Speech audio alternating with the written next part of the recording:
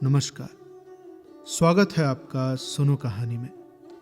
आप सुन रहे हैं प्रेमचंद जी के द्वारा लिखा गया उपन्यास निर्मला, जिसे आवाज दी है मृत्युंजय मिश्रा ने। यदि आपने इसके पहले के भाग नहीं सुने हैं तो मेरा आपसे अनुरोध है कि पहले के भाग जरूर सुन के आए। तो आइए सुनते हैं कहानी में आगे। भाग 5। वकील साहब सैर करके लौटे तो निर्मला ने तुरंत ही मनसाराम के हॉस्टल जाने का विषय छेड़ दिया। मनसाराम से वो आजकल थोड़ी अंग्रेजी पढ़ती थी। उसके चले जाने पर फिर उसके पढ़ने का हर्ज न होगा क्या? दूसरा, उसे कौन पढ़ाएगा? वकील साहब को अब तक ये बात मालूम न थी। निर्मला ने सोचा था कि जब कुछ अभ्यास हो जाएगा तो वकील साहब को एक दिन अंग्रेजी में बातें करके चकित कर दूंगी। कुछ थोड़ा सा ज्ञान तो उसे अपने भाइयों से ही हो गया था, और फिर यहां अब वो नियमित रूप से पढ़ भी रही थी। मगर ये सुनने के बाद वकील साहब की छाती पर सांप सा लौट गया। त्योरियां बदल कर बोले, वो कब से पढ़ा रहा है तुम्हें? मुझसे तुमने कभी नहीं कहा। निर्मला ने उनका ये रूप केवल एक बार देखा था, जब उन्होंने सियाराम को मारते मारते बेदम कर दिया था। वही रूप और भी विकराल बनकर आज उसे फिर दिखाई दिया। सहमती हुई बोली, उनके पढ़ने में तो इससे कोई हर्ज नहीं होता। मैं तो उसी वक्त उनसे पढ़ती हूँ जब उन्हें फुर्सत रहती है। पूछ लेती हूँ कि तुम्हारा हर्ज तो नहीं होता। बहुधा जब वो खेलने जाने लगते हैं तो 10 मिनट के लिए रोक लेती हूँ। मैं तो खुद चाहती हूं कि उनका नुकसान न हो। बात कुछ न थी, मगर वकील साहब हताश से होकर चारपाई पर गिर पड़े और माथे पर हाथ रखकर चिंता में मगन हो गए। उन्होंने जितना समझा था बात उससे कहीं अधिक बढ़ गई थी। उन्हें तो अपने ऊपर क्रोध आया कि मैंने पहले ही क्यों नहीं इस लौंडे को बाहर रखने का प्रबंध किया। आजकल जो ये महारानी इतनी खुश दिखाई देती है ना, इसका रहस्य अब समझ में आया। पहले तो कभी कमरा इतना सजा सजाया न रहता था, बनाव चुनाव भी न करती थी, पर अब देखता हूं काया पलट सी हो गई है। जी मैं तो आया कि इसी वक्त चलकर मनसाराम को निकाल दे, लेकिन प्रौढ़ बुद्धि ने समझाया कि इस अवसर पर क्रोध की जरूरत नहीं। कहीं इसने भांप लिया तो गजब ही हो जाएगा। मगर हां, जरा इसके मनोभावों को टटोलना चाहिए। बोले, ये तो मैं जानता हूं कि तुम्हें 2-4 मिनट पढ़ाने से उसका हरज नहीं होता, लेकिन आवारा लड़का है, अपना काम न करने का उसे एक बहाना तो मिल जाएगा। कल अगर फेल हो गया तो साफ साफ कह देगा मुझसे, मैं तो दिन भर पढ़ता रहता था। अरे मैं तुम्हारे लिए कोई मिस नौकर रख दूंगा, कुछ ज्यादा खर्च ना होगा। भला तुमने मुझसे पहले क्यों नहीं कहा? वो तुम्हें भला क्या पढ़ाता होगा? 2-4 शब्द बताकर भाग जाता होगा। भला इस तरह तो तुम्हें कुछ भी ना आएगा। निर्मला ने तुरंत इस आक्षेप का खंडन किया। बोली, नहीं, ये बात तो नहीं है। वो मुझे दिल लगाकर पढ़ाते हैं और उनकी शैली भी कुछ ऐसी है कि पढ़ने में मन लगता है। आप एक दिन जरा उनका समझना देखिए ना। मैं तो समझती हूं कि मिस इतने ध्यान से न पढ़ाएगी। मुंशी जी अपनी प्रश्न कुशलता पर मूंछों पर ताव देते हुए बोले, अच्छा, दिन में एक ही बार पढ़ाता है या कई बार? निर्मला अब भी इन प्रश्नों का आशय न समझी।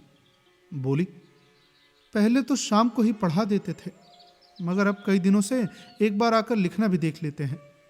वो तो कहते हैं कि मैं अपनी क्लास में सबसे अच्छा हूं। अभी परीक्षा में इन्हीं को प्रथम स्थान मिला था। फिर आप कैसे समझते हैं कि उनको पढ़ने में जी नहीं लगता? और मैं तो इसलिए भी कहती हूं कि दीदी समझेंगी इसी ने आग लगाई है। मुफ्त में मुझे ताने सुनने पड़ेंगे। अभी जरा ही देर हुई है, धमका कर गई है मुझे। मुंशी जी ने दिल में कहा, अरे खूब समझता हूं, तुम कल की छोकरी होकर मुझे चराने चली। दीदी का सहारा लेकर अपना मतलब पूरा करना चाहती है। बोले, अरे मैं नहीं समझता क्या? बोर्डिंग का नाम सुनकर क्यों लौंडे की नानी मरती है? और लड़के तो खुश होते हैं कि अब अपने दोस्तों में रहेंगे। ये भाई साहब उल्टे रो रहे हैं। अभी कुछ दिन पहले तक ये दिल लगाकर पढ़ता था। ये उसी मेहनत का नतीजा है कि अपने क्लास में सबसे अच्छा है। लेकिन इधर कुछ दिनों से इसे सैर सपाटे का चस्का पड़ चला है। अगर अभी से रोकथाम न की गई तो पीछे करते धरते न बन पड़ेगा। बात रही तुम्हारी, तो तुम्हारे लिए मैं एक मिस रख दूंगा। दूसरे दिन मुंशी जी प्रातःकाल कपड़े लत्ते पहनकर बाहर निकले। दीवान खाने में कई मुवक्किल बैठे हुए थे। इनमें एक राजा साहब भी थे, जिनसे मुंशी जी को कई हजार सालाना मेहनताना मिलता था। मगर मुंशी जी उन्हें वहीं बैठे छोड़ 10 मिनट में आने का वादा करके बग्घी पर बैठकर स्कूल के हेडमास्टर के यहां जा पहुंचे। हेडमास्टर साहब बड़े सज्जन पुरुष थे। वकील साहब का बहुत आदर सत्कार किया, पर उनके यहां एक लड़के की भी जगह खाली न थी। सभी कमरे भरे हुए थे। इंस्पेक्टर साहब की कड़ी ताकीद थी कि मुफस्सिल के लड़कों को जगह देकर तब शहर के लड़कों को दी जाए। इसलिए यदि कोई जगह खाली भी हुई तो मनसाराम को जगह न मिल सकेगी, क्योंकि कितने ही बाहरी लड़कों के प्रार्थना पत्र रखे हुए थे। मुंशी जी वकील थे।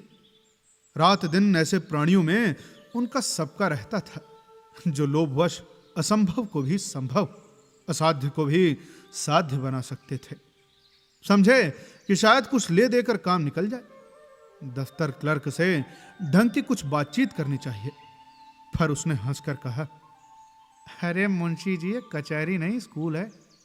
हेडमास्टर साहब के कानों में इसकी भनक भी पड़ गई तो जामे से बाहर हो जाएंगे और फिर मनसाराम को खड़े खड़े निकाल देंगे। संभव है कि अफसरों से शिकायत भी करते। बेचारे मुंशी जी अपना सा मुंह लेकर रह गए। 10 बजते बजते झुंझलाए हुए घर लौटे। मनसाराम भी उसी वक्त घर से स्कूल जाने को निकला। मुंशी जी ने कठोर नेत्रों से उसे देखा, मानो वो उनका कोई शत्रु हो, और फिर घर में चले गए। इसके बाद 10-12 दिनों तक वकील साहब का यही नियम रहा कि कभी सुबह तो कभी शाम किसी न किसी स्कूल के हेडमास्टर से मिलते और मनसाराम को बोर्डिंग हाउस में दाखिला देने की चेष्टा करते रहते। पर किसी स्कूल में जगह ही न थी। सभी जगह से कोरा जवाब मिल गया। अब इसके बाद तो 2 ही उपाय थे, या तो मनसाराम को अलग किराए के मकान में रख दिया जाए या फिर किसी दूसरे स्कूल में भर्ती करा दिया जाए। और ये दोनों बातें आसान थी। मुफस्सिल के स्कूलों में जगह अक्सर खाली रहती थी, लेकिन अब मुंशी जी का शंकित हृदय कुछ शांत हो गया था। उस दिन से उन्होंने मनसाराम को कभी घर में जाते न देखा। यहां तक कि अब वो खेलने भी न जाता था। स्कूल जाने के पहले और आने के बाद बराबर अपने कमरे में बैठा रहता। गर्मी के दिन थे। खुले हुए मैदान में भी देह से पसीने की धारें निकलती थी, लेकिन मनसाराम अपने कमरे से बाहर न निकलता। उसका आत्माभिमान आवारापन के आक्षेप से मुक्त होने के लिए विकल हो रहा था। वह अपने आचरण से इस कलंक को मिटा देना चाहता था। एक दिन मुंशी जी बैठे भोजन कर रहे थे कि मनसाराम भी नहाकर खाने आया।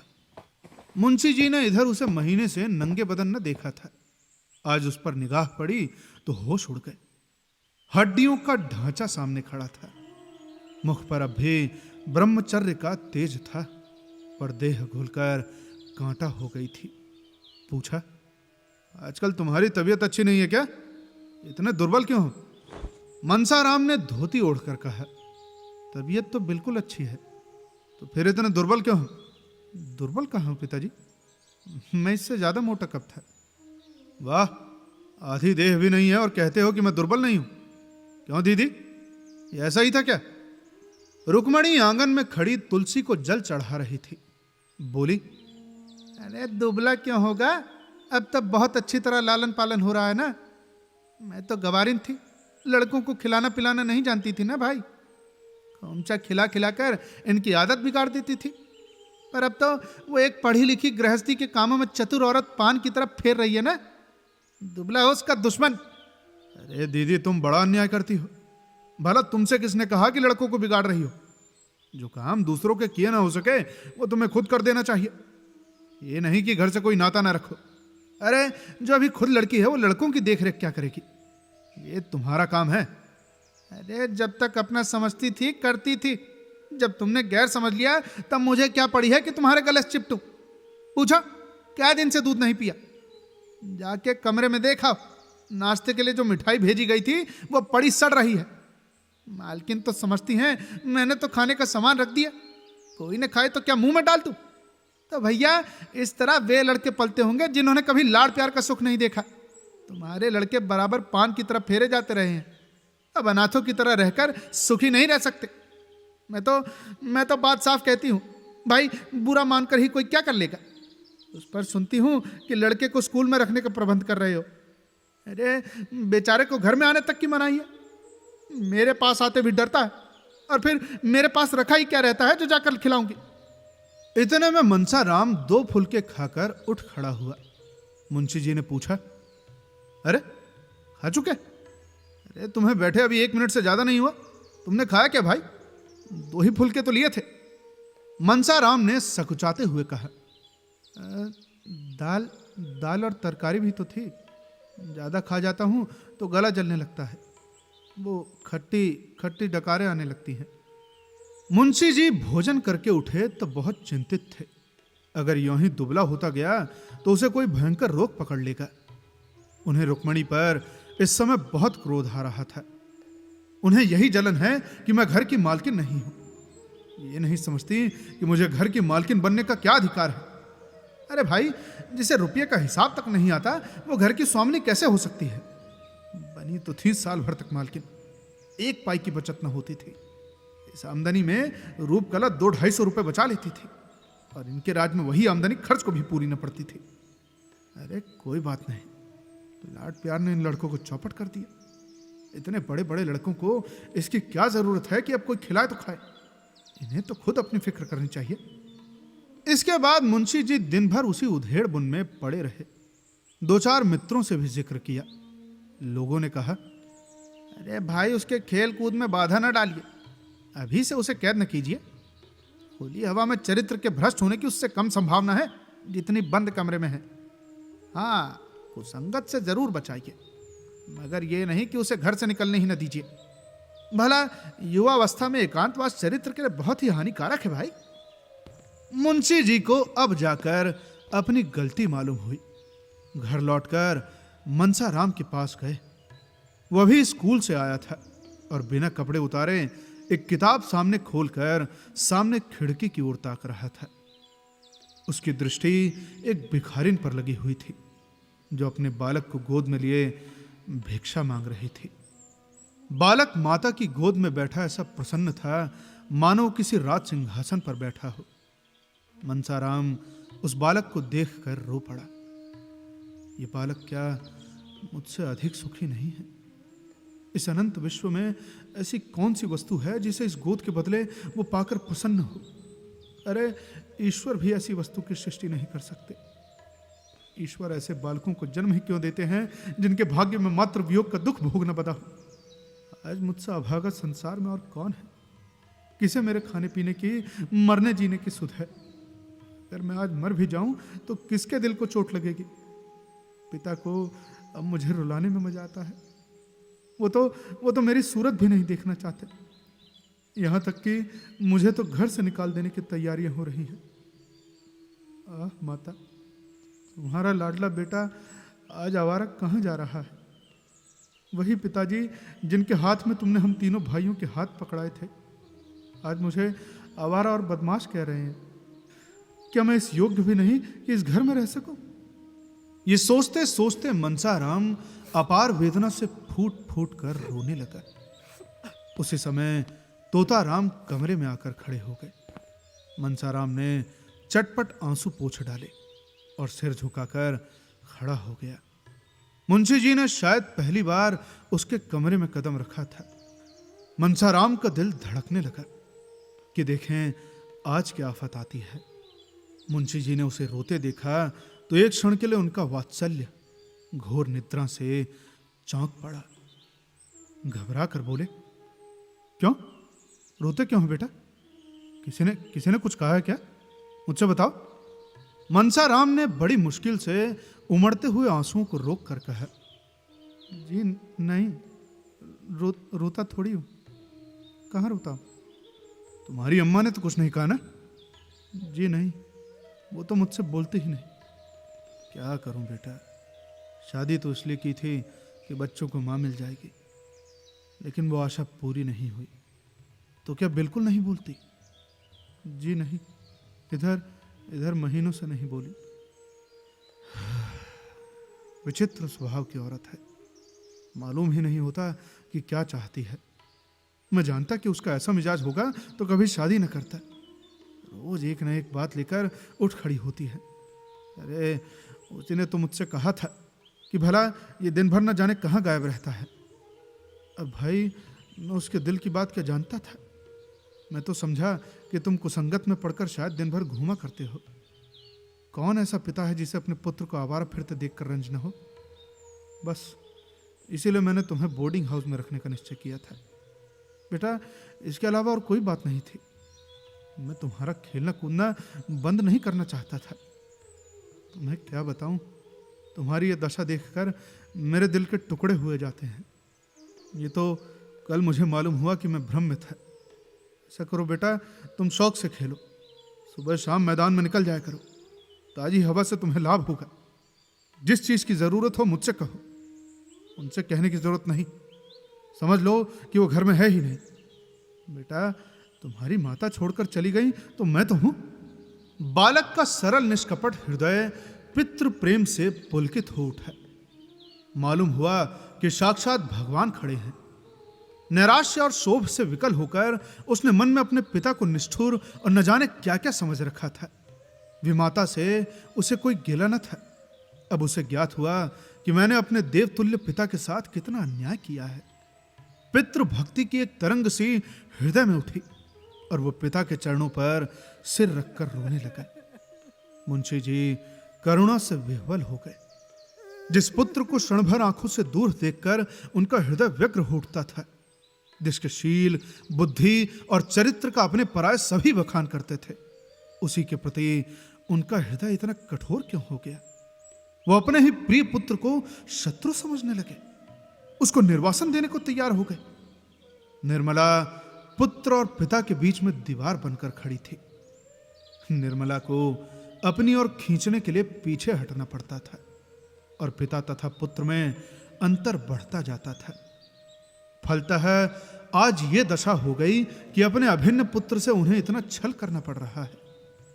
आज बहुत सोचने के बाद उन्हें एक ऐसी युक्ति सूझी है जिससे आशा हो रही है कि वो निर्मला को बीच से निकालकर अपने दूसरे बाजू को अपनी तरफ खींच लेंगे।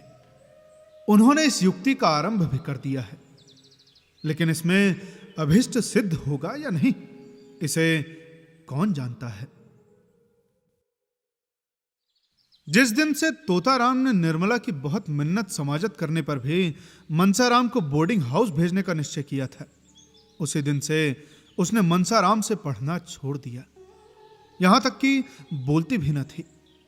उसे स्वामी की इस अविश्वासपूर्ण तत्परता का कुछ कुछ आभास हो गया था। उफ, इतना इतना शक्की मिजाज, ईश्वर ही इस घर की लाज रखे। अरे इनके मन में ऐसी ऐसी दुर्भावनाएं भरी हुई हैं। मुझे ये इतनी कई गुजरी समझते हैं। ये बातें सोच सोच कर वो कई दिन रोती रही। तब उसने सोचना शुरू किया कि आखिर इन्हें ऐसा क्या संदेह हो रहा है। मुझ में ऐसी कौन सी बात है जो इनकी आंखों में खटकती है। मगर बहुत सोचने पर भी उसे अपने में ऐसी कोई बात न नजर आई। तो क्या उसका मनसाराम से पढ़ना, उससे हंसना बोलना ही इनके संदेह का कारण है? यदि ऐसा ही है तो फिर मैं पढ़ना छोड़ दूंगी, भूल कर भी कभी मनसाराम से न बोलूंगी, उसकी सूरत न देखूंगी। लेकिन यह तपस्या उसे असाध्य जान पड़ती थी। मनसाराम से हंसने बोलने में उसकी विलासनी कल्पना उत्तेजित भी होती थी और तृप्त भी। उससे बातें करते हुए उसे अपार सुख का अनुभव होता था, जिसे वो शब्दों में प्रकट न कर सकती थी। कुवासना की उसके मन में छाया भी न थी।